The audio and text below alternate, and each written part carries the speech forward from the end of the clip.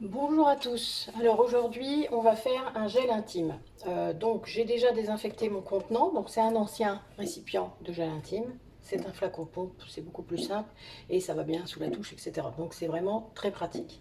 Euh, un gel intime, ça se fait avec une base lavante. Donc moi j'en ai deux. Alors je la fais moi-même maintenant, donc je vous ferai un autre truc là-dessus. Mais voilà, j'en ai plusieurs sortes, hein. Bon, ces deux-là, je les trouve très bien parce qu'elles sont bio et sont très efficaces. Voilà. Bon, quand j'aurai fait ma vidéo sur les tensioactifs que je vous ai promis, vous pourrez, enfin vous aurez un truc là-dessus. Je vous ferai la base lavante. Après moi c'est plus du militantisme et pour être sûr de ce qu'il y a dedans que je fais ça. Voilà. Mais c'est devenu une habitude maintenant. Toujours aller plus loin. Alors, un gel intime, donc moi je mets des huiles essentielles, un peu d'huile de coco, parce que l'huile de coco, ben, ça permet de la douceur, hein, vraiment. Les huiles essentielles que j'utilise, c'est du tea tree, donc l'arbre à thé, qui est un antibactérien, antiviral, antifongique, antiparasite, anti tout ce que vous voulez. Moi, c'est mon, comment dire, mon désinfectant premier. Je l'utilise pour tout, vraiment pour tout. C'est même pas imaginable. Voilà, c'est une des huiles essentielles indispensables à avoir chez soi. Et c'est très efficace contre les mycoses, exactement comme le palmarosa. La palmarosa, c'est exactement également antibactérien, antimycosique, et donc pour un gel intime, vous vous doutez que c'est bien. Et surtout, il y a une bonne odeur, c'est-à-dire parce que l'arbre à thé, pour ceux qui connaissent, c'est un petit peu compliqué comme odeur. Enfin, moi maintenant je suis habituée, alors j'aime bien, mais au tout début j'avais du mal. La palmarosa va contrer ça, donc du coup il n'y aura pas d'odeur particulière. Donc vous allez être, on l'utilise dans les déodorants, donc c'est très efficace Palmarosa. La seule contre-indication, contrairement à l'arbre à thé qui n'en a pas, la Palmarosa, on ne peut pas l'utiliser dans les 3 premiers mois de grossesse, c'est pour les femmes qui allaitent.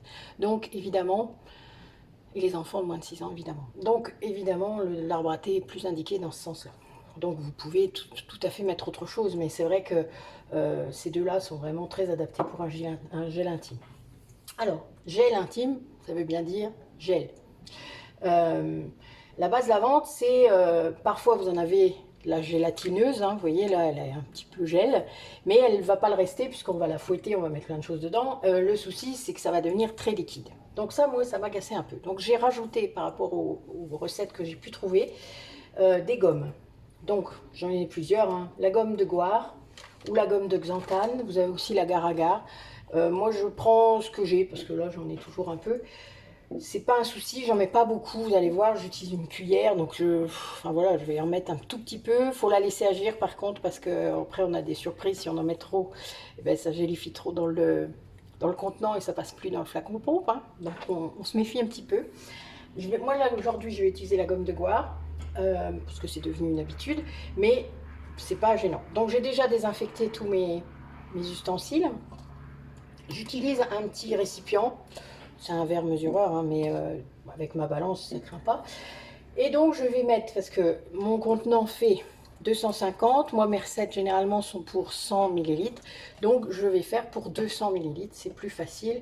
Je préfère en refaire plus souvent et ne pas être embêté. Alors, un truc aussi qu'on fera à la fin de la recette, c'est que on doit tester le pH. Les pH sont différents selon l'âge qu'on a quand on utilise son gel intime. Pour les petites filles et les femmes ménopausées, le pH est autour de 6,5 à 7.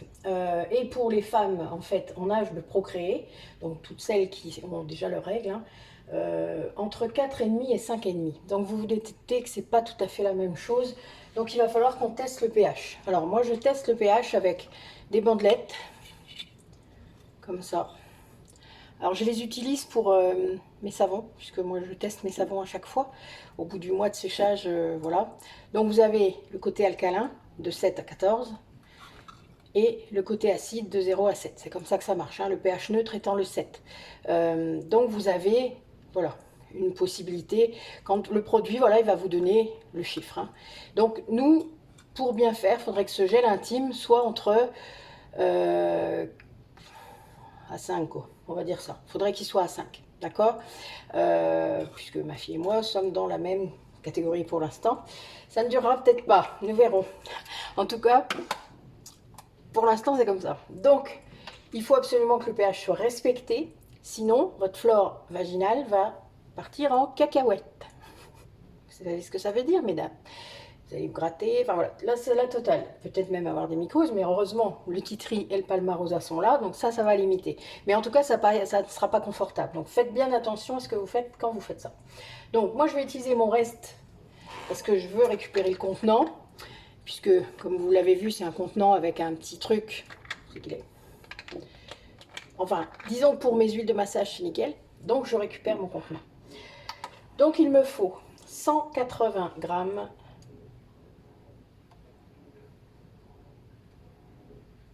Évidemment, je n'ai pas 180 grammes, hein, mais c'est pas grave, je voulais récupérer ce contenant absolument.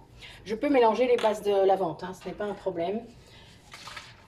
Alors, je la secoue un petit peu, mais pas trop, parce que sinon ça mousse. 50, donc 180 grammes.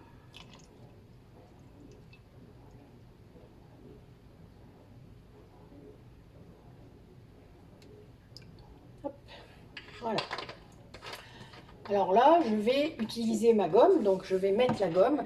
Alors, moi j'ai déjà fait fondre mon huile de coco, hein. Donc vous voyez, elle reste comme ça, c'est pas grave. Mais je la mettrai après.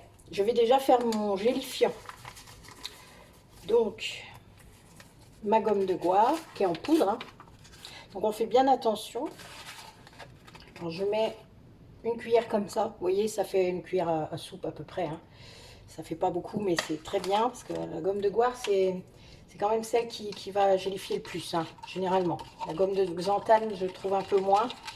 Je vous ferai bientôt une recette de dentifrice que j'utilise avec de la gomme de xanthane. Vous verrez que ça ne fait pas la même chose.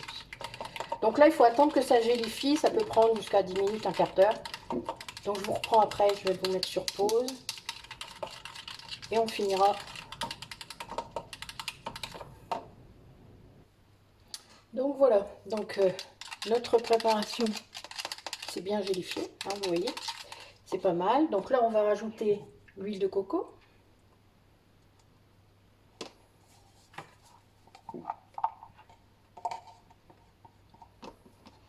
Voilà.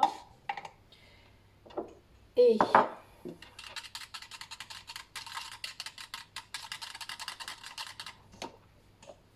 donc 20 gouttes de titri. 1, 2, 3, 4, 5, 6, 7, 8, 9, 10, 11, 12, 13, 15, 16, 17, 18, 19, 20.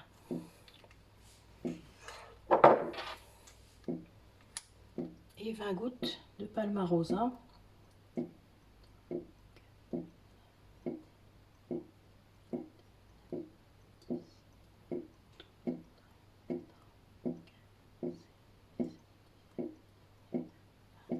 Ce que vous entendez, c'est mon évier, ne vous inquiétez pas. La vaisselle qui tourne, ça fait quelques bruits. Donc maintenant, on va tester notre pH. Oui, ça mousse un peu, donc ça c'est la base de la vente. Alors, notre pH, on trempe la languette dedans. Toc. Bon, moi je l'essuie un petit peu, c'est plus facile à lire. Et maintenant je cherche. Alors je dirais que pour l'instant on est autour de 6. C'est pas mal.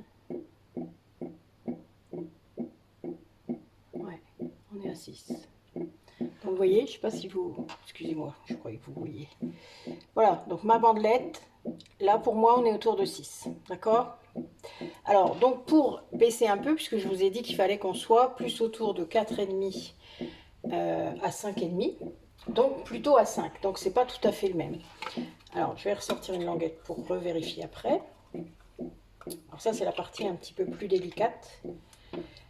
Alors je ne savais pas trop ce qu'on allait avoir. Normalement je savais qu'on était plus autour de la neutralité. Mais voilà, 6 c'est pas mal. Ça doit être le mélange des deux bases la vente que j'ai faite. Puisque d'habitude j'en mets qu'une. Donc je suis plus autour de 7 et je suis obligée de baisser. Donc, j'avais préparé 2 petits flacons.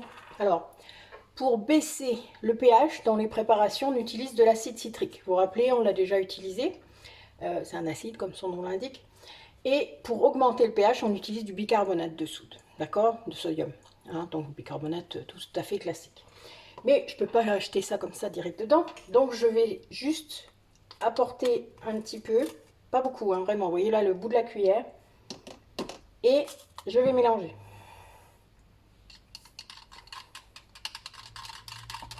Alors, il y a 200 grammes, j'aurais peut-être pu en mettre un peu plus, mais vu qu'on n'a qu'un point de pH à baisser,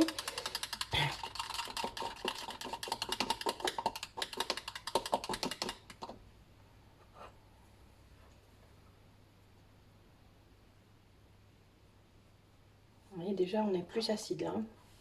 Mais c'est pas tout à fait comme tout à l'heure. Hein. Là, on est plus autour du... J'arrive jamais à voir comment vous pouvez voir.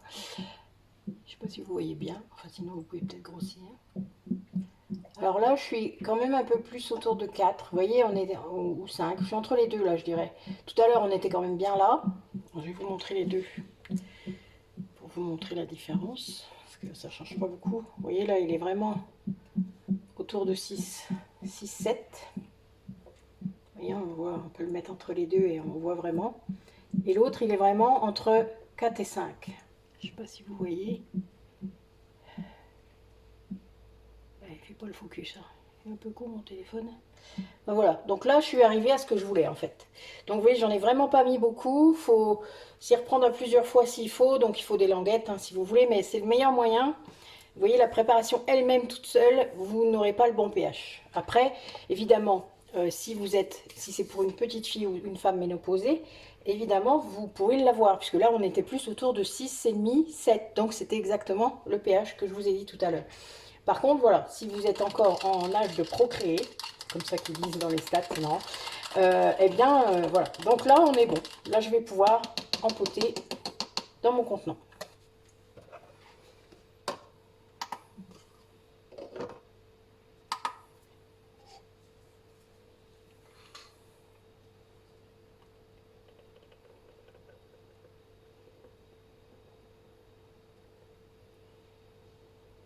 Bon, en tout noir, c'est vraiment bien. Hein.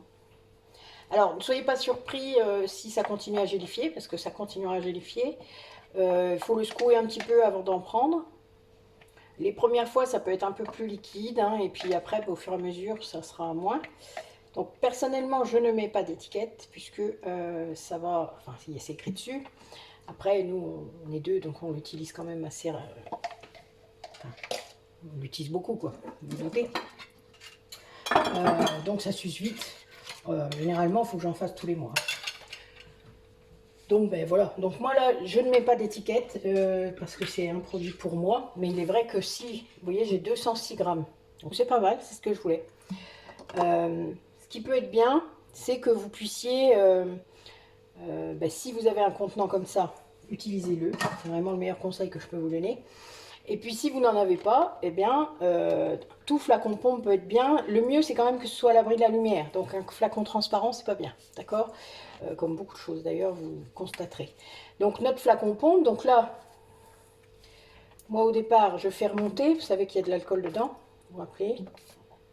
Voilà, là il y a de l'alcool. C'est encore liquide. Voilà, là vous voyez, ça fait, c'est une bonne petite préparation. Donc on secoue et voilà. Donc généralement c'est bon 3 mois. Hein. Je ne mets pas de conservateur dedans. Parce que justement on l'utilise très vite. Donc si je peux nous épargner un conservateur, même s'il est naturel, eh bien je le fais. C'est un parti pris de ma part. Donc voilà, un gel intime. Donc je vous ferai bientôt une vidéo sur les bases lavantes. Que vous ayez un petit aperçu. Et puis sur les tensioactifs. J'ai préparé ça. Voilà, vous allez la voir bientôt.